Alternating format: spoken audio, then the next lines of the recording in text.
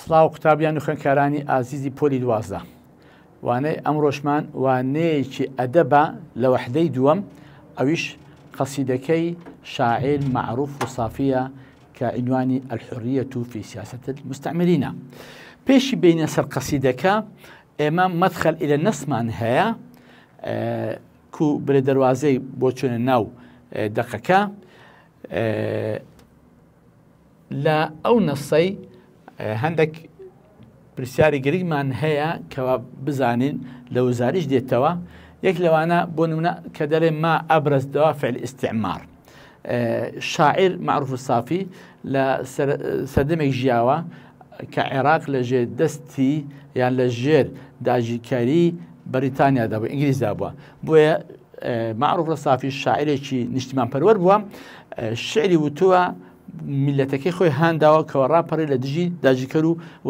وڵاتەکەی ڕزگار بکات لە دەست داژیکەری. بۆیە لێرە ئینجا کاتی بزانین ئیستعمار چیە؟ داژیکەرە وڵاتێکە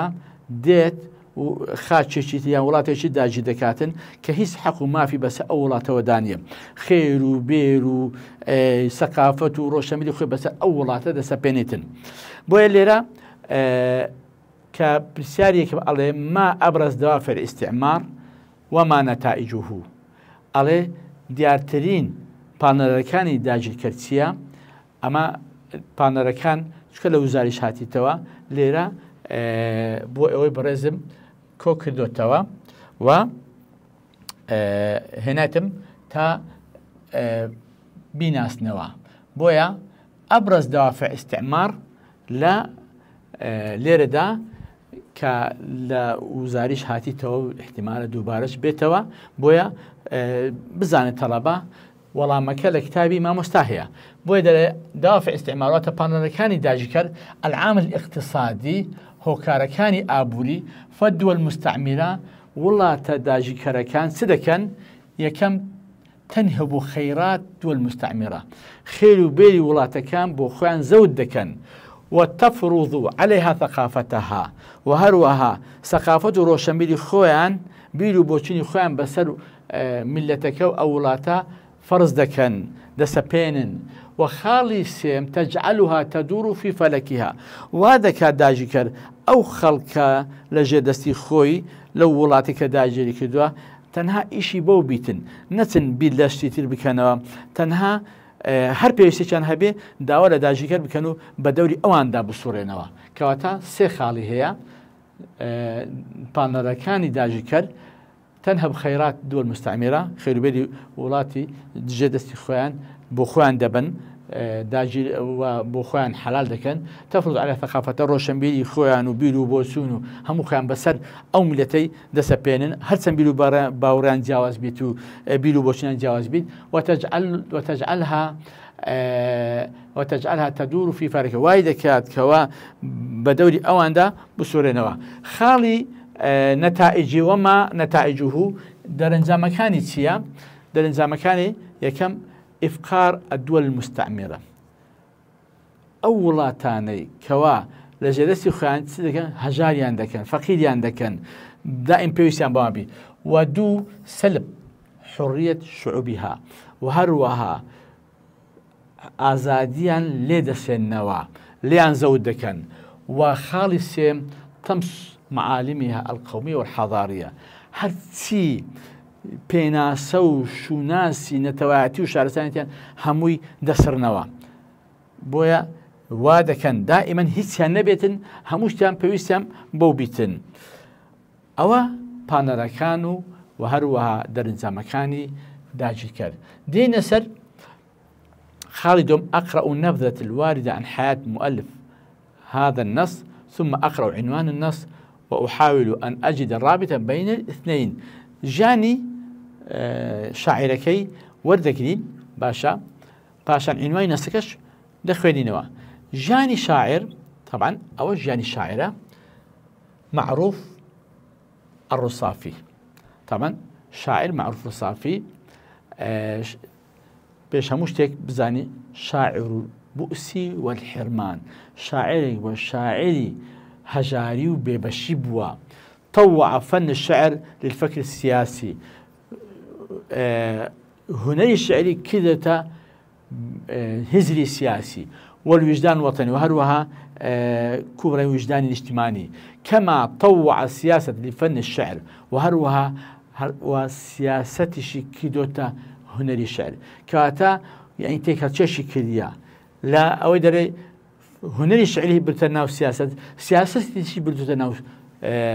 الشعر ولد في بغداد طبعا لشر دايوا لبغداد دايوا كاتا شاعر معروف الصافي شاعر شي عراقية صار هاتو معروف شاعر سوري يعني لبناني يعني مصري يعني عراقي طبعا شاعر معروف صافي شاعر شي عراقية كواتا ألف ولد في بغداد أو لبغداد لدايك بوا باشا كلا بغداد لدايك بوا درس أو شدها درس الآداب الآداب برين للجامعين لكل آداب درسي قوتو توا فيها يعني فيها ليش لبغداد وفي الاستانة وهذا الاستانش آدابي درسي آدابي قوتو توا ك يعني اسطنبول استايا لاسطنبول لا تركيا وفي القدس وهروها لا قدس لفلسطين درسي آدابي قوتو درسي آدابي لبغداد لاستانة اسطنبول وهروها لقدس قوتو توا انتخب عضوا في مجلس النيابي هرب جداوة وكو أندامي شي برلمان مجلس النيابي يعني مجلس النيابي العثماني لا أندام برلمان للسدم العثماني وكو أندام برلمانك هرب جداوة للريم ملتوا وولي وزارة معارف العراق وبوتا وزير معارف العراق وزير معارف أوسط مقابل وزير برودي استا ولايته يعبوت وزير معارف العراق من أبرز مؤلفاته ديارترين برهمكاني أو شاعرة يكم ديواني خوي ديوان رصافي صار 1900 صار كانش لبركن ديوان رصافي 1900 الأناشيد الوطنية 1920 ونمو اللغة العامية العراقية أو صالة دانيا واتا قشي زماني عامي يعني زلفي عراقي وشارم برهمي دروس في آداب اللغة العربية سنواني لآداب الزمان العربي صار 1928 أقل لي بي شاعر معروف الصافي صار دايبوني هي نصالي وفاتي هي بلكو أو صالانا ديوان الصافي 1900 أناشيد وطنية سوري كان اجتماعي 1920 ودروس في آداب اللغة العربية 1928 نمو اللغة العامية العراقية بيوندي به صارنا نسراوة أقل لي بي وغيرها طبعا كتابي ذاتي هبوة بلام أوندا بوتو كأبيت منهز أوندا إن زالت طابع شعره الالتزام القومي الإنساني طبعا الشعر كاللاني تيجتيا بابندبوني نتواتي ملوفاتي القومي والإنساني على الشاعر معروف صبع عانى ما عاناه الشعب همان إيش آزارو معاناتي هبوة أو معاناته إيش آزار كشعبك هبوة أو همان معاناته إيش آزاري هبوة يعني كسيشي أو أنا وبلا متسعلاقم هيبة مدتكم شون دزاين أو همان معاناته إيش آزاري هبوة وعبر عن ذلك بوضوح وصراحة وانفعال وحماس أول شعر كان بداك دري بري وزور بروني بصراحته بهرتشون وبحماسة الشعر كاني أو أنا بدك خستوك ملتك سمع معاناتي هو لشعر كاني معاناتي بدك خستوها أو قصيدة لو معاناتاني كوا دري بروا لبو خدمتي نجتمانو لبو خدمتي هاولاتي كانوا هاو نجتمان كاني بله كواتا أما جاني الشاعر معروف الصافي بو كدبينين واديارا شاعري مذهبي واقعية بس لواقعي عراق دك لو سمكوا داجي كلي بريطاني داجري كدوا دينوا سر مدخل إلى النص أو خالان كباس ماكد عنوان قصيدة كش طبعا عنوان سكت أويا الحرية في سياسة مستقبل آزادي للسياسة وبيلبوسيني داجي كران ده بيتس آزادي بدنا أو ملتانا طبعا ديارا شاعر كأو معاناتها أبو ملتكين آزاد نبوا جد استبوا شاعرش خويه که لو اندامانی ملتکی آزاد نبا او بدیاد دکویتن کوا لجانه که بدیاد دکوی سیم خال على من دلالات الفعل الأمر والنهي الحصول على عكس المطلوب. إما لقصيدكي فعل أمر نهي هي كلا يا قوم لا تتكلموا إن الكلام محرم، كلا ناموا لا تستيقظوا، بخونوا لخوها المسن، كاتب بخون فعل أمر النهي لا تستيقظوا يعني لا تتكلموا قسمكا، أو أمر نهيانا كلا قصيدك هاتيا لو سهاتوا أي قومك بقسمكا أي قومك بخون لا تستيقظوا لخوها المسن أمريان بيدكاو نهيشان بيدالت أو تسيا على الحصول على عكس المطلوب ما بستكي أو بيتسواني دوا كاريكا ما بس أي قومكم كذا لا تتكلم يعني سبكا دائما في ختام بكن كأله نامو يعني نخون لخو هستن بويا أما أو دلالات أمرنا هي كان هموي عكس مطلوب بيتسواني دوا كاريكتي يعني كسك دكاتن يعني بيتسوانا كي ورقنا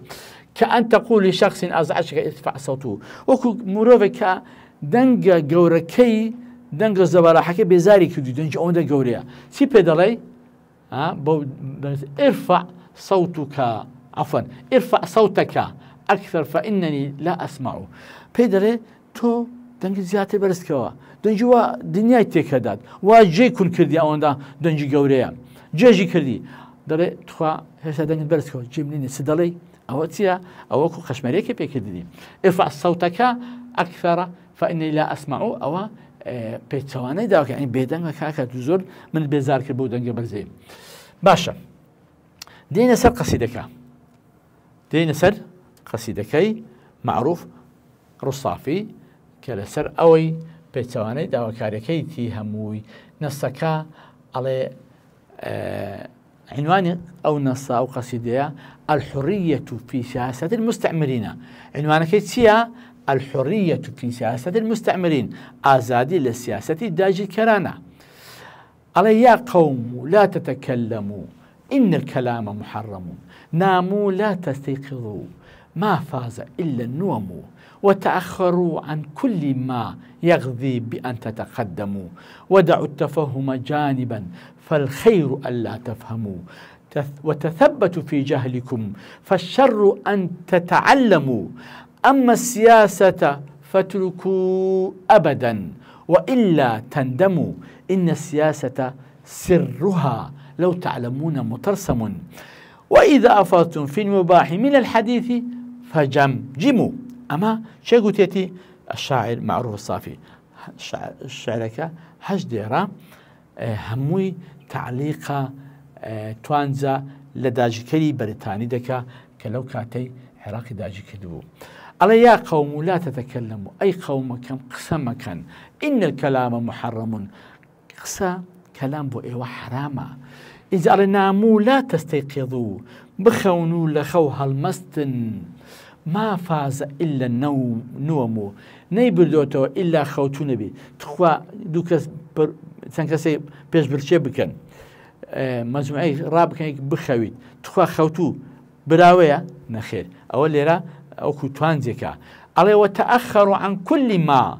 يغذي بأن تتقدموا تأخروا يعني خوتان دواخن لها مشتيك كوا واتع ليبكا كوا بيش بكون هرشتيك برو بيش كوتنا بد نوما كان خوتان دواخن إذا خالي عفوا ديري شوارن داري ودعوا التفهم جانبا وتجيشتنش للاش داني ودعوا التفهم جانبا فالخير ألا تفهموا باشتر ويا تينجن لديري بينزم على وتثبتوا في جهلكم إثباتي كان كأيو جاهلون فاما فالشر أن تتعلموا الشر خرابه بأيو فيري زانستو علم ببن إذا عليه أما السياسة فاتركوا أبدا بلام سياسة وازلي بن حتى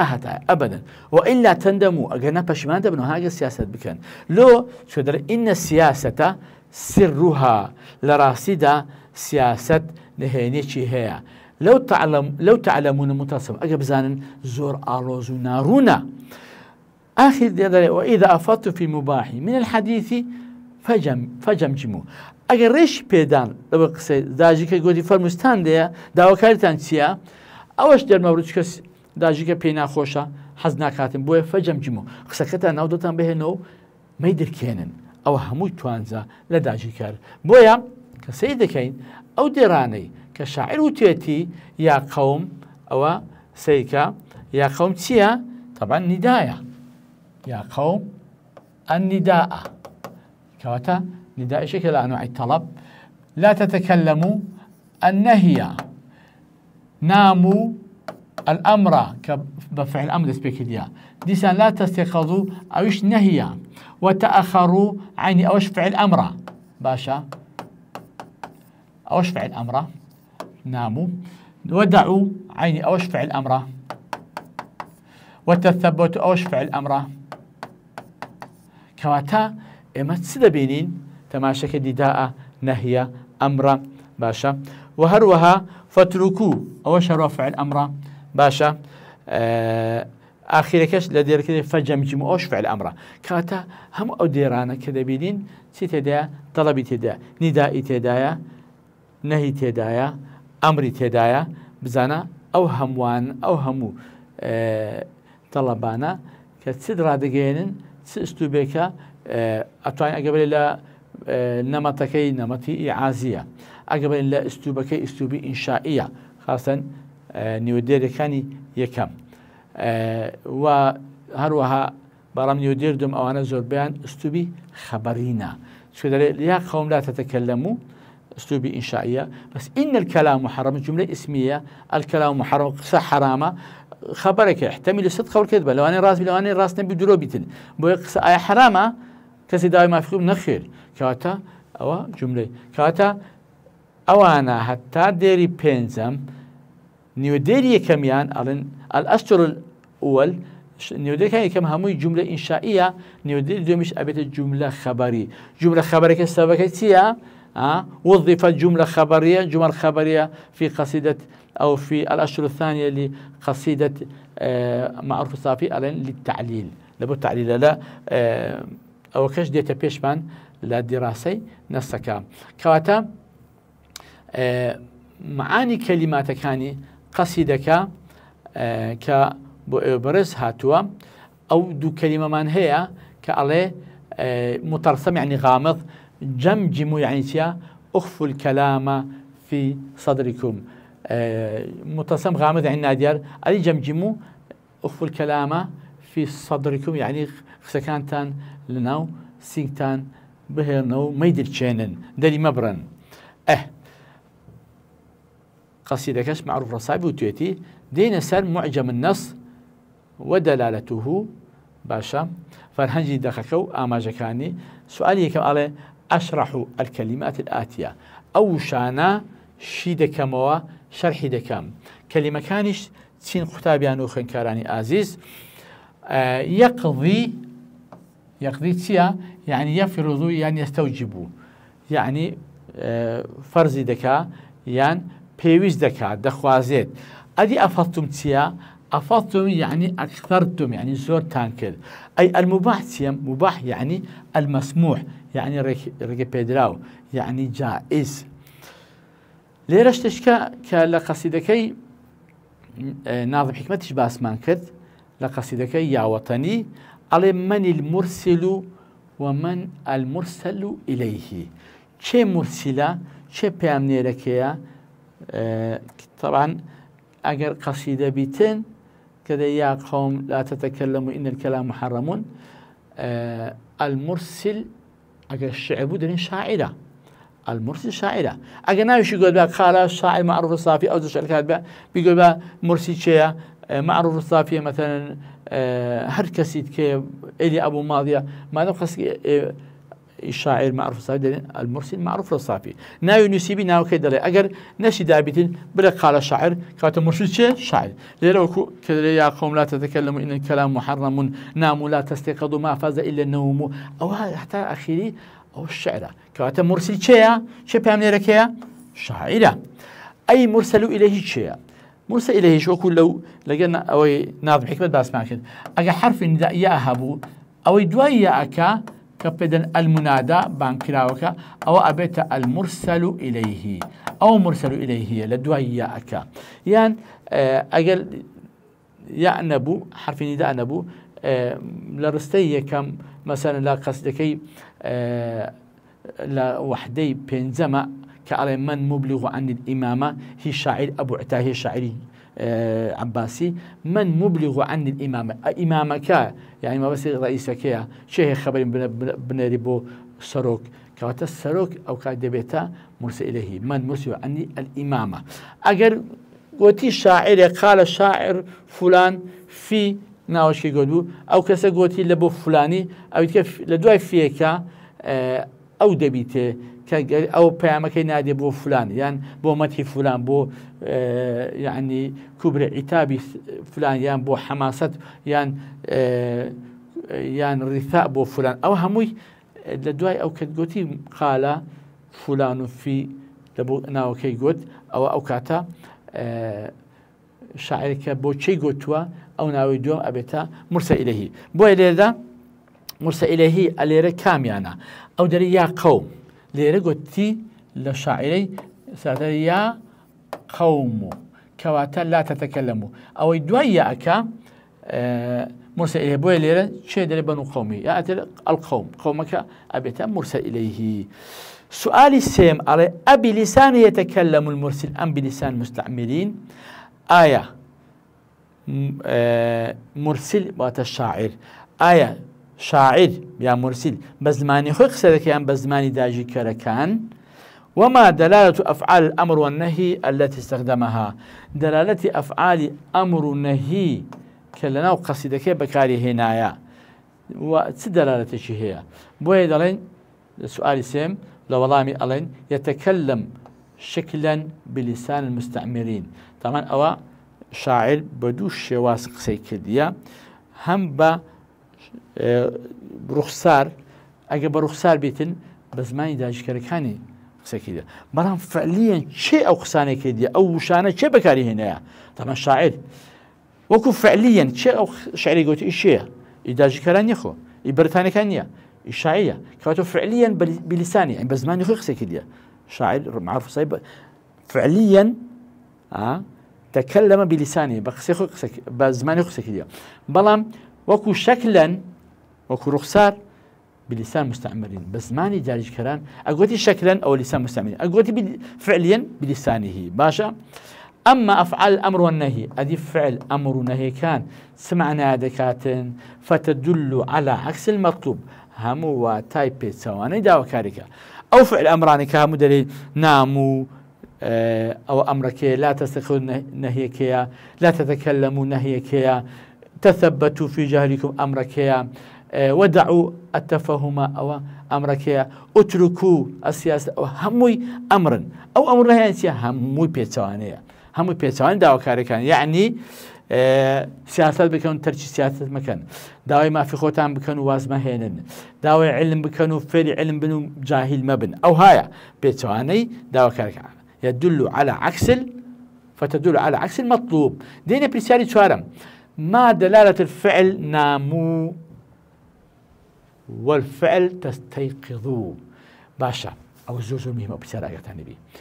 دلالة ناموا تسيا يدل الفعل ناموا فعل ناموا واتاي أودا على قبول التأخر والرضوخ والاستسلام المستعمرين كوات أقرأ بريسيار هاتوا على دلالة ناموا أي قبول التأخر بالرضوخ للمستعمر والسي الاستسلام للمستعمر دي تدلي كل ما ورد صحيح كوات الدراسة كذلك معناه ناموسيا بخون يعني قبولك دواكون راضي ببا دواكوتوي راضي ببا مركزي بو داجي كر راضي ببا تسليم بون بو داجي كر كواتا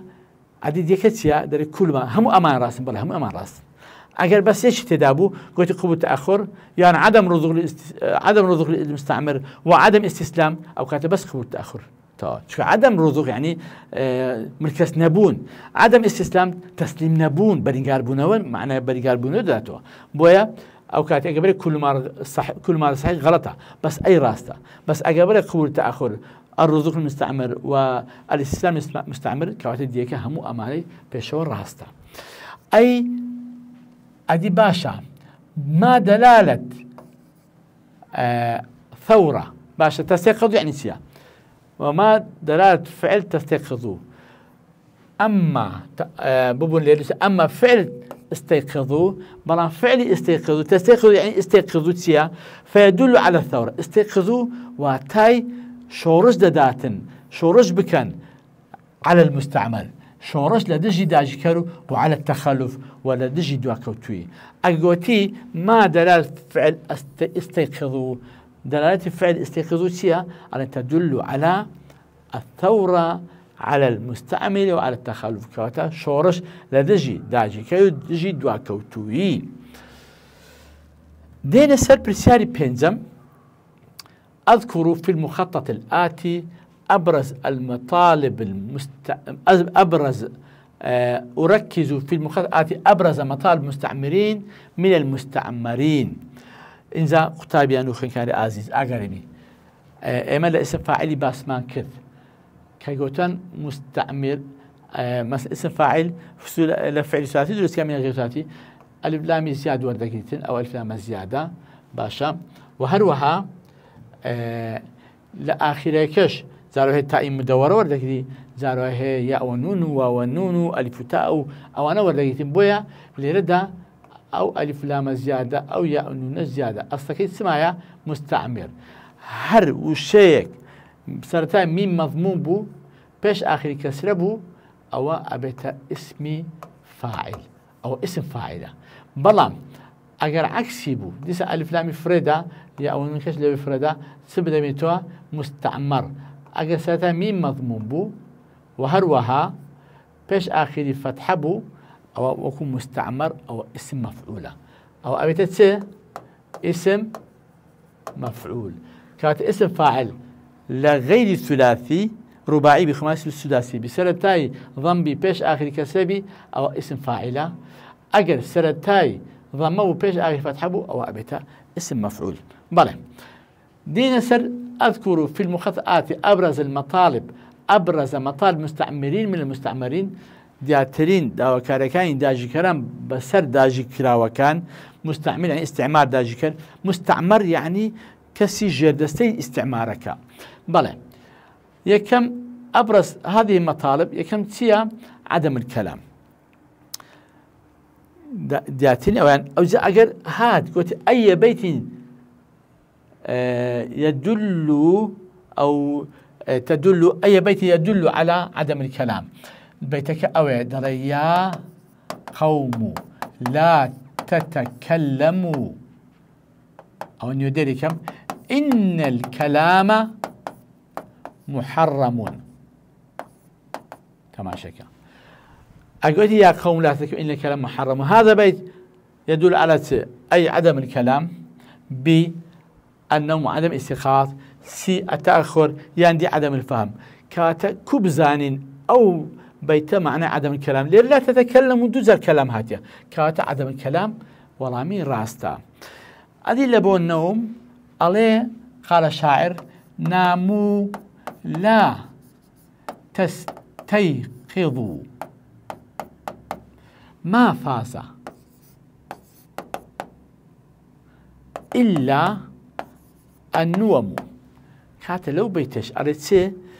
على بخونوا لخوها المسن ناموا لا تستيقظوا بخون لخوها المسن ما فاز إلا نوم نيبردته إلا خوتو نبي أقل قلتي هذا البيت تدل على عدم الكلام يعني النوم عدم الاستيقاظ يعني التأخر يعني عدم الفهم يعني الجهل سيا ما دام تماشيك نومي تدايا تستيقظ الاستيقاظ بويا أو بديادك بودو شان بناسوك أو بيتا أو معنى هذا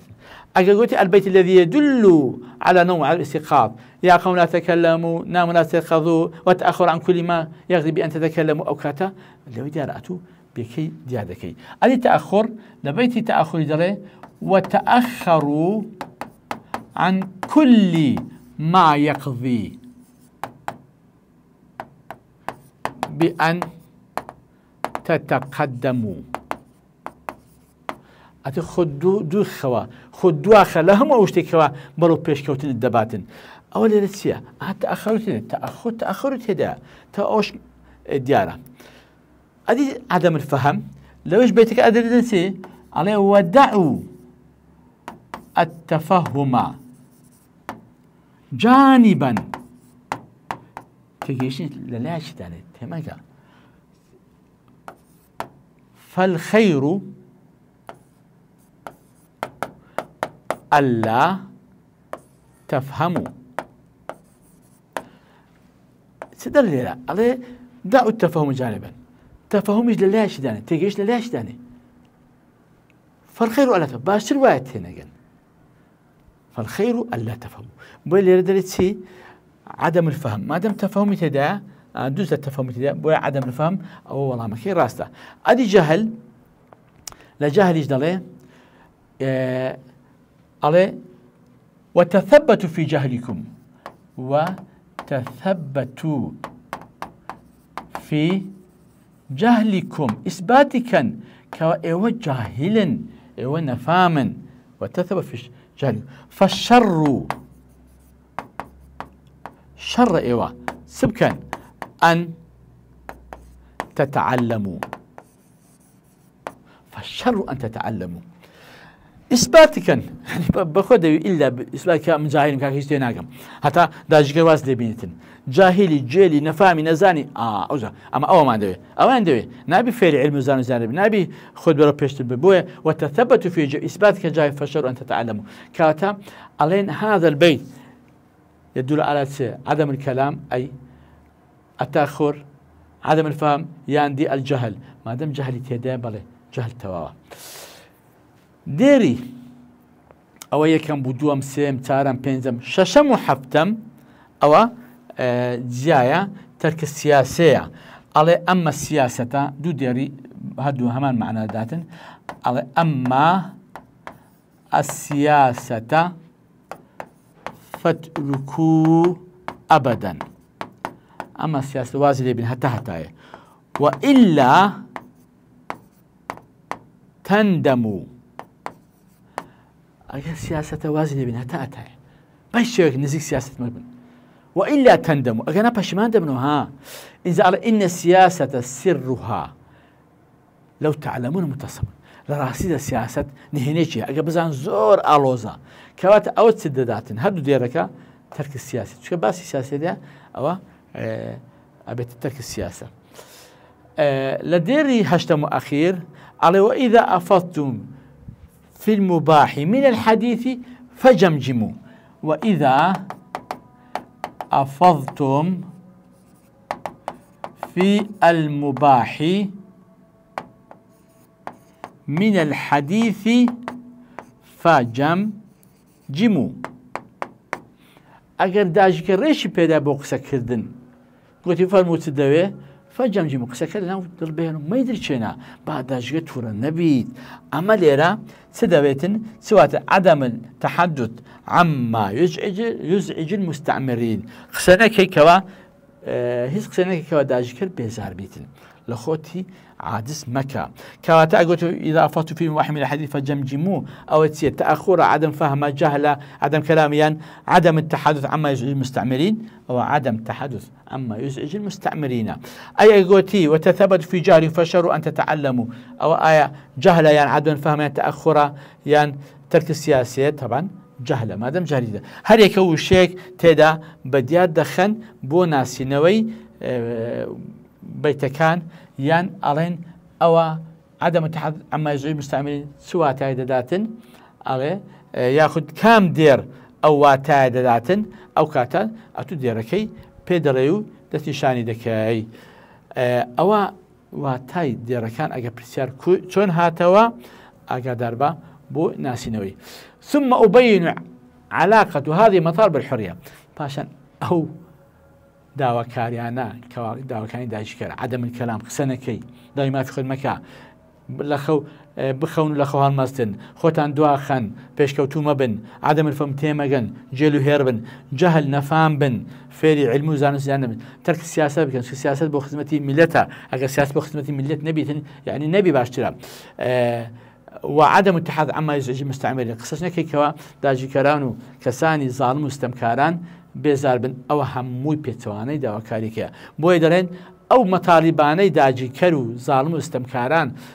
سبيونش با آزادي هي على كل هذه مطالب نقيض الحرية هم أوداو كان بيتساواني آزادية نبوني آزادية ششم برسياري ششم عليه أيقدم الشاعر في هذه القصيدة نصح إلى بني قومه أم يسخر من المستعمرين أي لو قصيدة كدليل يا قوم لا تتكلموا إن الكلام محرم تأخيري آية شاعر سدكات آية ليلة شاعر آموشگاری پیشکش به قومی خوی دکات یان قالتا بداجي كران دكا يسخر من المستعمر يسخر يعني قالتا آية يقدم نصائح إلى قومه نصائح لبو قومك يخوي نوي رولي قومك يخوي داداتن يان قالتا بداجي كدكان وعللوا جوابي وهرو ورامكش هو كي دلين طبعا شاعر لو قصيدك علين هردو شي ثم أذكر الغرض الشعبي من هذا ما بس الشاعر لو قصيدة بعد ذلك علين جوابك الذي يقدم الشاعر في هذه القصيدة يكم نصح إلى بني قومه ودوم ويسخر من المستعمرين شاعر لو قصيدة هم آموشگاری پیشکشی قومکی و نتوکی خود دکات هم قالتش بزاجی كان دكاتن في آن لهمان كادا في آن واحد يعني لهمان كادا بويا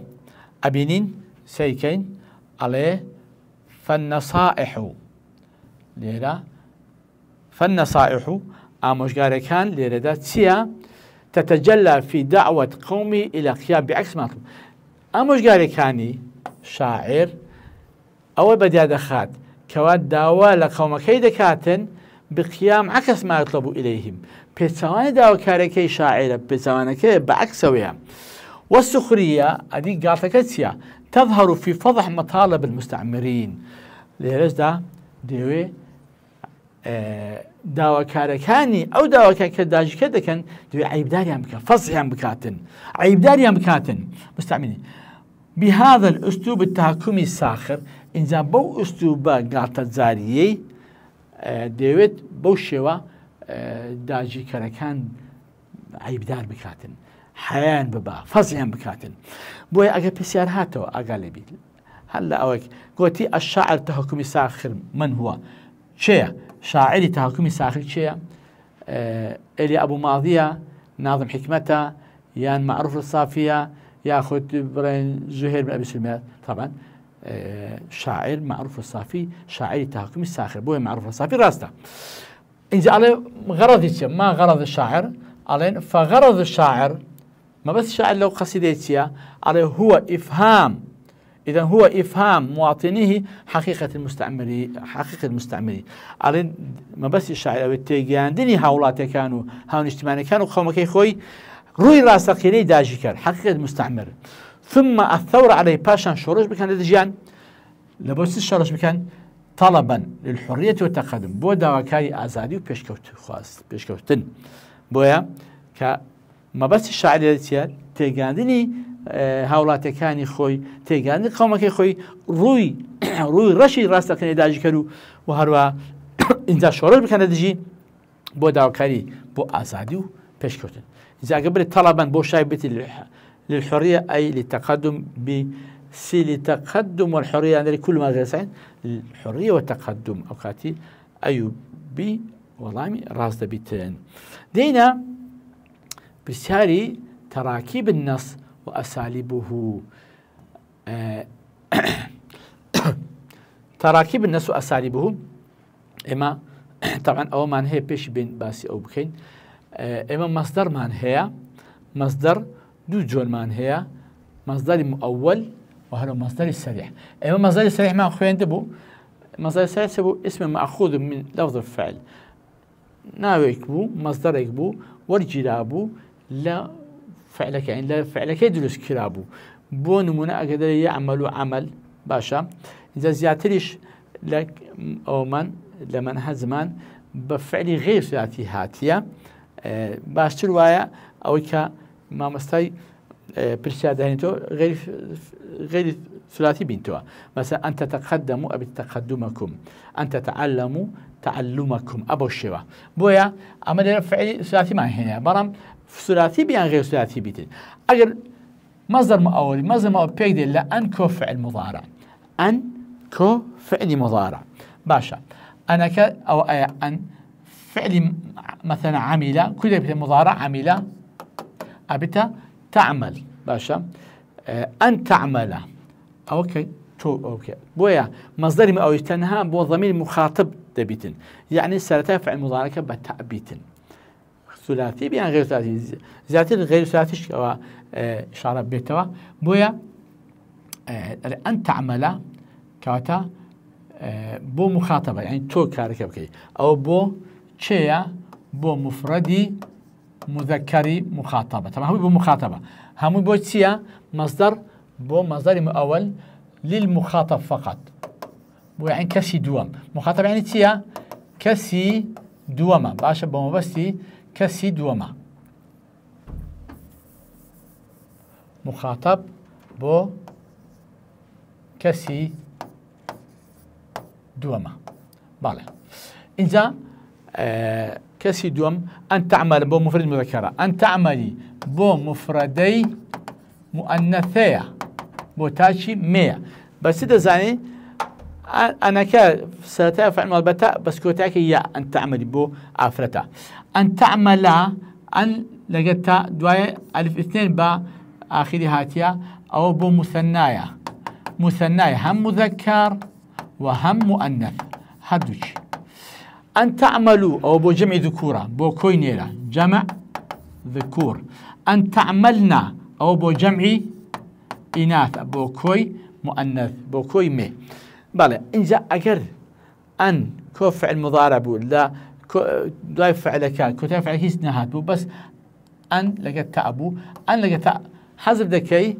لا كوتاكي كافش محتوى بو زيادة كده أن تعمل أبتا عملك يعني عملك يعني عملك عفوا عملك يعني عملك يعني عملك أو هالشي المهم مشكلة يعني المهم كافش ده حركة أو الجملة دي قول عملي أن تعملي أو السلكي أني لا دبي تاك لا دبي يا كوتايش كبو مخاطبة لكوتا فعلك لا دبي تنهى عملك كافكي فتح دبكي كسا كياء حذفكي هموي أوانا أن لقى لا دبي أن لقى لا دبي حذف دكي باشا أجر هيس نبو كافك فتحية لا آخر هيس نبو أجر ياء مخاطبة هبو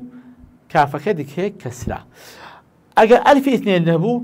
أوان لآخرك كماي زيادة كي بو مثناي أجر واوي جماعة هبو أوان لآخر كمي زيادة كي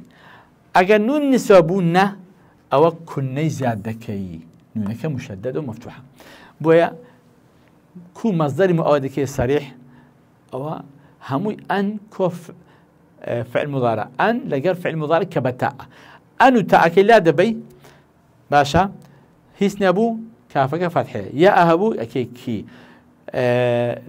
ألف اثنين هبو أبتكما وأبي جماعة هبو أبتكم نونسو هبو أبتك كنا برام لهموي أنو تاء لا أبي أو ذا دكي مصدري صريح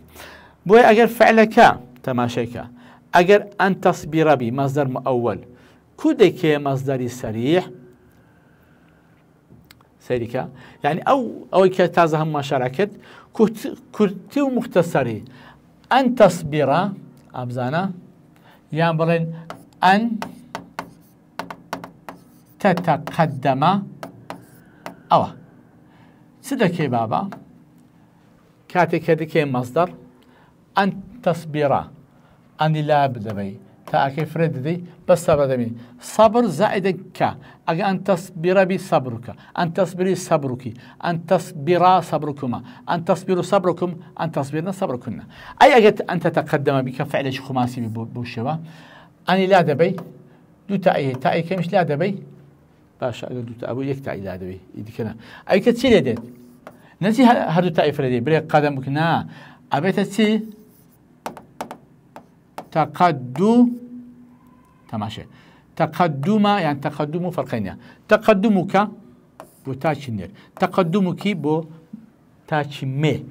تقدمكما بو مثناي نيرو مي تقدمكم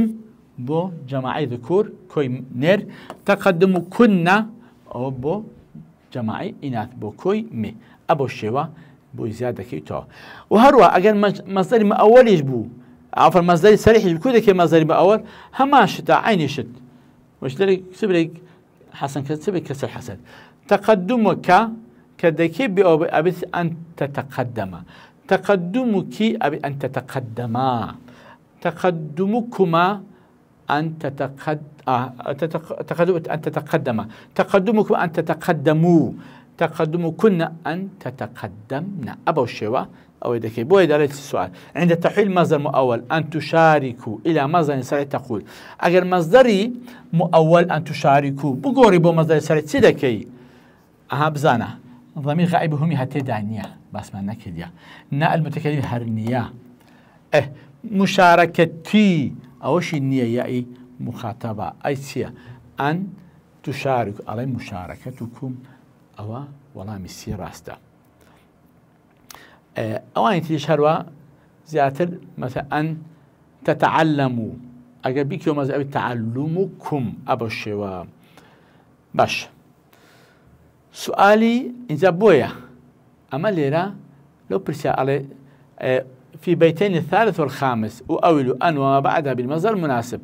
كعلي لبيت سنة وتأخروا عن كل يغذي أن تتقدموا أن تتقدموا أبتا تقدمكم بأن تتقدموا أبتا بتقدمكم أغالبي وتأخروا عن كل يغذي بأن تتقدموا أو تتقدموا بأن تتقدموا سيدة بأكي يغذيك لا بأن تتقدموا أبتا أن تتقدموا أبتا تقدمكم يعني تقدمكم بتقدمكم بأكم حرف جر بتقدمكم بويا بأكي دادنيوا لبر بأكش نال تقدمكم نال تقدمكم على بتقدمكم أبشي أول عمي راستا أي كأله وتثبتوا في جهلكم فالشر أن تتعلموا فالشر أن تتعلموا على إثبات كظاهر خراب الشر أو فعل علم بن بويا كو أو مصدر أو ذكية صريح فالشر أن يفرد دي تأكيد كم فرد واو جماعة فرد دي أبدا تعلموا لذاتي واو جماعكم إذا تعلمكم أو والله راستا بله كواتم مصدر من أول ما كده صريح بمشي ويا دينا سر برسياري دوم على وردت إلا في البيت الثاني وفي البيت السادس إلا من بوها توا لبيتي تاند لبيتي دوم لبيتي الششم إلا من بوها توا اختابي أنه خلق العزيز إذا على أين دلت على حصر وأين دلت على الشرط لشيء إلا بيت أداة حصر لشيء إلا بيت أداة شرط بزانا أجر هاتو إلا ديد لبيش إلا أداة نفيها بو ما بو لا بو لم بو لن بو باشا إن بو هر أداة إلا وانا كهاتي بيتن خاصة ما لا لم لن أوانا بين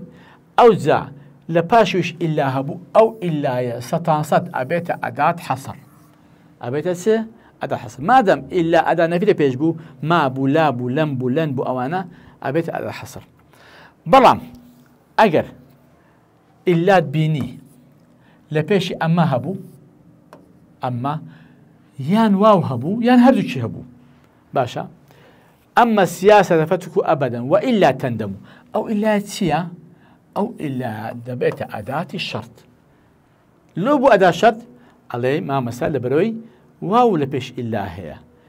يعني أما هي يعني أما واو هي كواتا لو ديري أما سياسة هم أما هي هم واو هي بودوي بيتا شرط أما بمعنى مهما يكون من الأمر مهماش أداة الشرط وإلا يعني إلا كش ليرا هر بوانيا أو بمعنى إن زائدا لا ديتن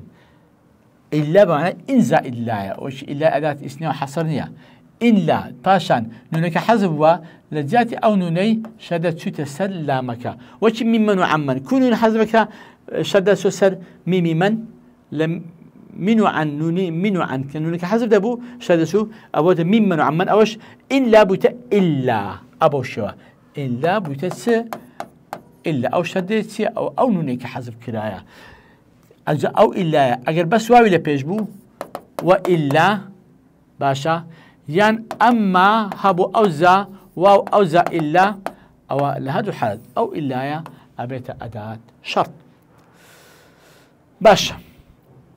أو هر باسي أو كلا بلام أجر إلا هبو أداة نفي نبو واو إلا نبو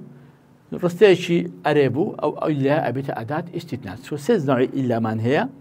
أجر أن فيه إلا أداة حصرة أجر أما هبو يا ما هبو يا نهدو شان هو إلا أداة شرطة بلام أجر رستيشي أريبو إلا نورسكه أو إلا أبيت أداة استثناء وكذا حضر الطلاب إلا المراقبة حضر التلاميذ إلا نوزاد أو مراقبة أبيت مستثنى أو إلا لبيشي تشكا إستأذان فيني لبيشي ماو أماو إلا شنيا أماو واونيا أو كاتا أو إلا أبيت أداة استثناء بله دينا سر برسياري سيم عليه تتركب معظم الأشهر الأول من جمل إنشائية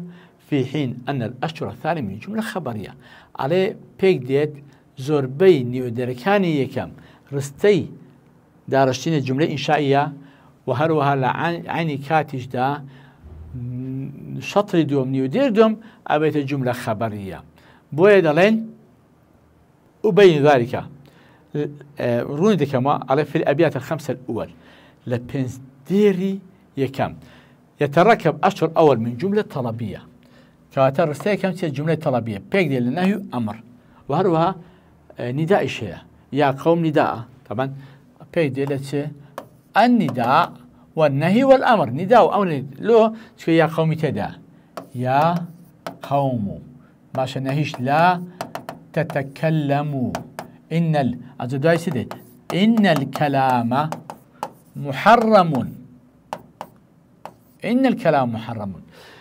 كتتماشيك إنزان كذا ناموا لا تستيقظوا ما فاز إلا النوم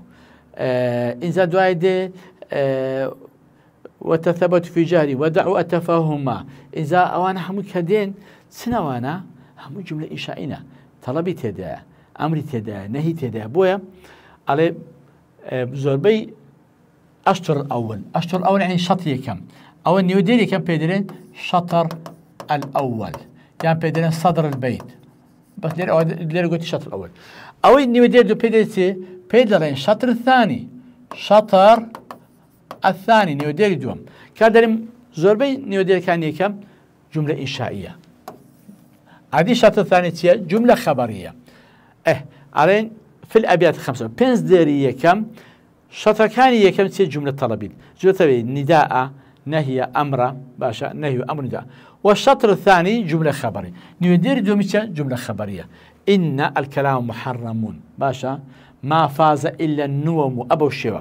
باشا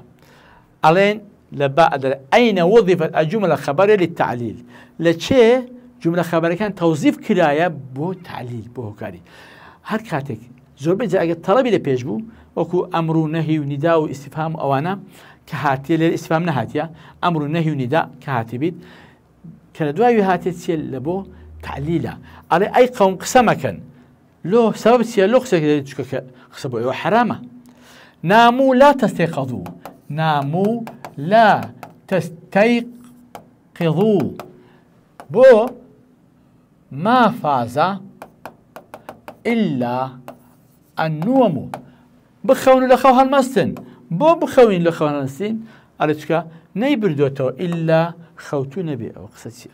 باشا كاتا ما فاز أوش جملة خبرية للتعليلة باشا إذا أقولتي هالبساها الوزاري على وظفت الأشهر الثانية في قصيدة المعروف الصافي من جمل خبرية والسبب تيا أي للتعليل مثلا ب للتوكيد سي مثلا للاستفهام دي كل مرة للتعليل جملة خبرية كتوظيف فيها بسبب تيا عن التعليل بو شكل نويا باشا از أو تعليل اللي تشي لبيتي كم ودو مسارمو بينزما باشا أو التعليلة إذا أقول تي الشطر يعني الشطر الذي يدل على التعليل. إن الكلام محرم للتعليل ما فاز إلا النوم للتعليل باشا. أويدك وتثبت في جهلكم فالشر أن تتعلموا للتعليل لو في علم علم بو خرافة أو أنا أبتا للتعليل باشا. دينا السؤالي شوارم بنيت معظم أبيات هذه قصيدة على التعارض على زوبي أو قصيدة زوبي بيتكاني أو قصيدة بيك هات ولا التعارض يعني التعارض يعني دج يعني بيتسوانا وبين ذلك ثم أذكر دلاته روي دكينوا باشان دلاتكي ديار دكين. على معظم أبيات هذه القصيدة قد بني على التعارض. التعارض لبيت كم لا تتكلموا الكلام قسم كانوا قسم كان بيت دول دل ناموا وهروها تستيقظوا يعني استيقظوا بخونوا استيقظوا لخو هستن بخونوا لخو هستن أو عيني تعارضها. بيت الثالث تأخروا خوتان دواخن تتقدموا بيشكوت خوتان بيشخن بيشكوت دواخوتنوا بيشكوتن. بيت الشوارم التفهموا ألا تفهموا تيجيشتنوا وهل ألا تفو تينجيشتن يعني تين مجان. بيت بينزم وتثبتوا في جهلكم فشر الجهل وتتعلموا نفاميو فيربون. بيتي هشتميش بيتي شاشم حفتمي تيدانيا بيتي هشتمتيا الحديث لقل جمجمو قسا كردنو جمجمو قسا نكردن قسا ناضل يخو بهليو أو أنا همو تعارض. إذا دلالتي دل يدل هذا التعارض أو تعارض سوى أشياء على أن مطالب المستعمر هي نقيض حرية أو البرساو زي هاتو تعارض لي أو تعارضي كولا قصيدكي معروف صافي هاتيا يدل على أن مطالب المستعمر هي تسيا هي نقيض حرية شعبي ومصالحه بيتواني آزادي ملته وهرو بجونكي ملتك يا بيتواني المبزا نقيض سيا نقيض حرية أجل بيتواني آزادية دينا نمط نسونعه الجيم علين ما النمط المهيمن على هذا النص وما مؤشرات دالة على هذا النمط باش أوهم أمر نهي نداء هدايا يا قوم نداء لا تتكلموا نهيا أمركي ناموا نهيكي لا تستيقظوا وتفهم وتثبتوا في جهلكم باشا أو أنا هموي أوهم أمر نهيانا تسيا سنمتك أو النمط المهيمن مهيمن يعني المسيطر يعني الغالب باشا يعني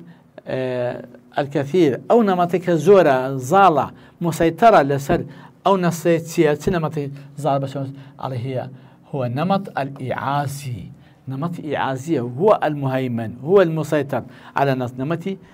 إعازية له شكن يا قوم نداء تدايا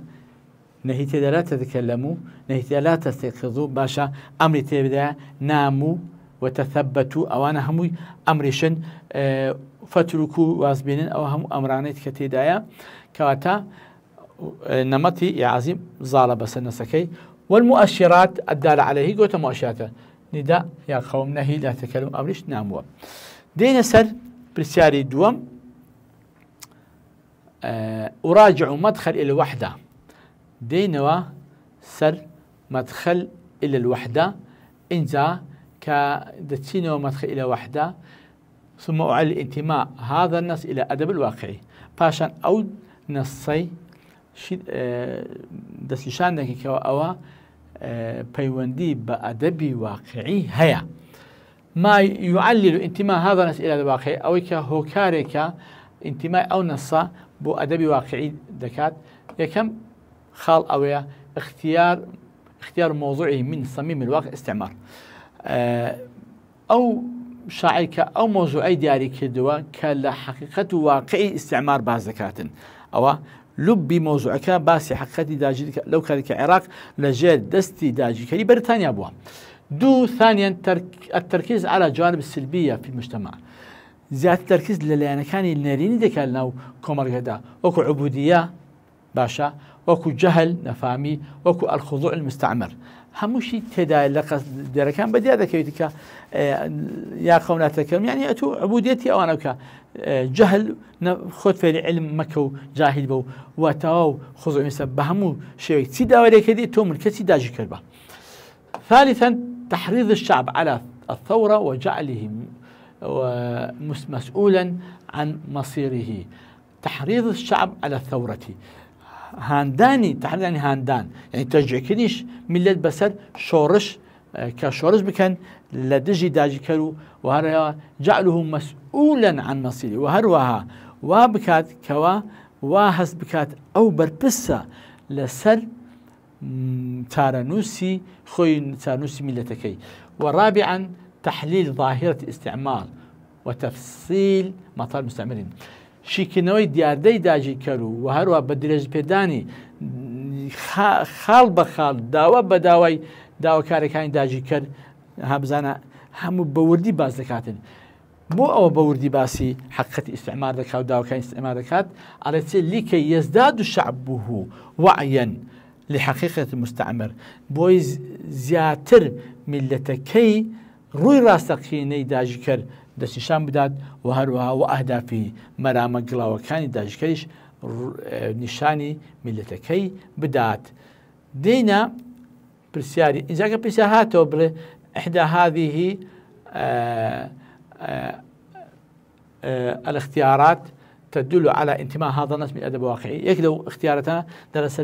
واقع استعمار دكات مثلا أي اختيار موضوع من صميم واقع الاستعمار بالتركيز على الجوانب السلبية. سي تحريض الشعب على الثورة دي بري كل ما ورد صحيح كل ما صحيح توا يا يكلو خال بنا سوكا وأنا أجل خالة اشتدا أو أنك تدانبو أو أنا أوصل خالة بيوندي هيك قصيدة كي معروف صافي بيوندي بأدبي واقعي هي دين سر هالسانغاندني قصيدة تقويم القصيدة هالسانغاندني دقيقي أو قصيدة شون هذا سنجيني علين يكاد دور الخيال في هذه القصيدة يكون معدوما. نزيك خيال يكاد دور الخيال يعني نزيك دور الخيال لو قصيدة نبت بزر بيت معدوم. وعلى الرغم من هذا سرباري أوش فإن الشاعرية الصافي تجرب في أمور أخرى بلام شاعرية لهاتي الشاعر بدل كوتي الشاعر لها نشتي تربة ديال كوتوا وحاول أن نذكر أهمها دياتليان كوا روين دكينوا شاعرية الشاعر معروف صافي لتسبب ديال كوتوا يكم في أسلوب التعبير الساخر الموطن أسلوب شيء أو ندى جوانب بكاي هنايا قالتا بداجي كذا بس قالتي شي بدا بوش شعراوه راستخو نار تو داجي كري تو نازانم دتو ملت جاهل بكي تو دتو امتين جين تو خير بيري اما نا بدا بوشي يعني قالتي شي بدا بوش قالتي شي شعراوه قالتا بداجي كذا دو في ايقاع الموسيقى وهو ايقاع موسيقى بيتكاني زور وشكاني بتشوكو كم أويا يا قوم لا تتكلموا ديرك إن الكلام محرم يعني بين شش كلمات دير كامل دبيتن باش شش كلمات ديرك كامل دبي أو إيقاع موسيقى إن ذا أوازي موسيقى كان شكامي بأواز أو وزن قافي جانب بدانوا وفي الجمل الإنشائية المختلفة وهروها لجملة إنشائي جورا وجور التي تدل على عواطف متنوعة عميقة كدلالة دكات لرباس عواطف متنوعة وعميقة دكات إما دلالتي جملة إنشائي لقصيدكي إلي أبو ماضي دمانغو تدل على أو كي أو العاطفة أو تدل على عواطف متنوعة عميقة قصيدكي معروف صافي برام إلي أبو ماضي تدل على الانفعال والتأثير بو إلي أبو ماضي تدل على الانفعال والتأثير بو برام شاعري إبراهيم ناجي تدل على شدة انفعال بو أي أوتسيا دلالتي جملة إنشائية لقصيدة معروف صافي تدل على عواطف متنوعة وعميقة إذا سوزداري جورا وجور قول أبرزها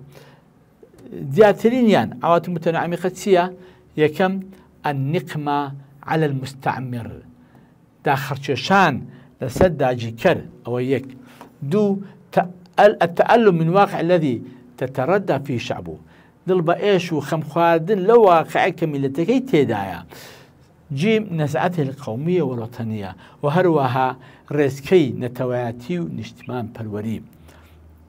أما كوادراتي عاط متنوع من قبول سبب شيء تصير دياتينيان أو سيخربوه.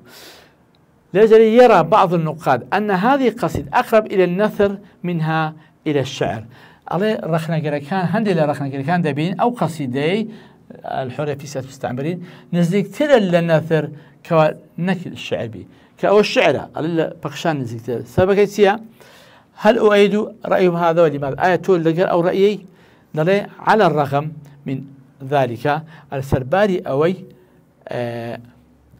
ليلة يرى بعض النقاد أن هذه قصيدة على السرباري أوي على الرغم من ذلك فإن هذه القصيدة لا تخلو من عناصر النثر. سرباري أوي أو قصيدة ببشنية لا بكاتكاني بخشان يكم لو ببخشان دسيت لانعدام دور الخلفية شو خيالي تدانية خيال وتشبيهات وأواني تدانية وهروها هيمنة العقل عليها عقلي زال بسدا شو عقلي زالبو أو بقصيدي واقعي دسين سيم فالصور الشعرية البيانية قليلة وكذلك تعبيرات مجازية وهروها الصور الشعرية وين كان الشعر بياني كوكو باسي تشبيه وتشخيص وأنا بكاتن قليلة كما زور كموتيدانية وكذلك تعبيرات مجازية وهروها وشيء مجازي كبابتي بلاغي أوانية تيدانية بويا أو قصيدة أقوتي هذه قصيدة يعني يرى بعض أن هذه قصيدة أقرب إلى النثر إلى الشعر والسبب هي علين قصيدة أقرب إلى النثر منها إلى الشعر بالشعر كم تديارة بنثر جادتي أي سبب والسبب لانعدام دور الخيال بهيمنة العقل عليها والسي صور شعرية بيانية قليلة وكذلك تعبير مجازية لدي داري كل ما ورد صحيح أو كاتد دي راس داري كل ما رست وأنا هميان وادر دخن كوا شعري معروف صافي لبخشان ذكرناك لا الشعر بم أو تو ما كد لردينا سر برسيارة كاني أو كدوس مع كذيا قال الشاعر يا قوم لا تتكلموا إن الكلام محرم نوع جملة لصدر بيتية إنشائية صدر بيتها إنشائيا خبري وصفيا خيالي طبعا يا نداء نهيت يدا كوات إنشائية بلام أقول نوع الجملة في عجز البيت لأن نيوديري دوم صدر بيت نيوديري كما أو صدر بيتها عجز البيت نيوديري دوما هذه اللي نيوديري دوم نوع جملة كتيا طبعا بيراسة خبرية أمر نهي استفهام نداء تدانية لا برسياري قال الشاعر وتأخروا عن كل ما يغضب أن تتقدموا على ما فوق الخط أو خطي أو إلى سرخة كيتسيا تعارض كيتسيا تأخروا عكس كيتسيا تثبتوا نخيل وتركوا نخيل استخدموا تقدموا باش التأخر يعني بيش دو خوتن دواخن تقدم يعني بيش كون في قولي بأن تتقدم نوعي مصدر كيتسيا طبعا مصدري مؤولة نمط مهم في قصيدة الصافي سينماتيكية لقصيدة الصافي طبعا إعازية معنى مناسب كلمة متصم يعني تيا يعني غامض إلا الوارد في عز بيت أداة أو دليل أما سياستك أبدا وإلا أو إلا تسيل لن يودير دوم هاتيا طبعا أداة شرطتك واوي لبيشو أماشي لبيشا أما بسيارة كان خومان أو دروس ما كرديا أو انكش خود جوابي دوا باشا هموي آسان لشرحكي هيا ولقل برسيارة كان وزاريش كهاتوا باشا هل لتمهيد 2017 أو برسيارة كان وزارين كلو بكالوريا هاتونا حليان كات شو الآخرة حلكان هم هي أو يازا أوش لدوازدا برسيارة دوازدا حتى بشتوتار بتواني سيديكا دو حركة لبشتاريش حتى سيويك و لسيودوش حتى سيوهشت لسيوهشتي سيبرين سيو نوش حتى سلوتار لسلو بينجيش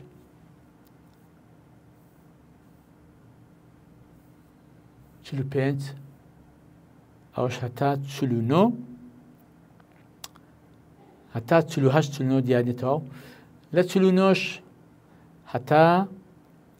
54 و هەروەها 55-56 ئەوانە هەمویان خۆت حەلی کە دوایش وەڵامەکە لێرە هەیە باشە هەتا 50 ئەوە نیە ئەو کاتی ئەگەر ڕقم تەلەفۆن هەیە وەڵامێکت لەوانە ئەوەت هەبوو گومانت هەبوو تەلەفۆن بکە هەر پرسیارێک گومانت هەبوو ئەمن وەڵام دەدەمەوە ئیشاڵڵا بەم ئەندازەیە کۆتایی بەوانێ ئەمڕۆشمان دەهێنین بەخواتان دەستپێنین خواتان لەگەڵ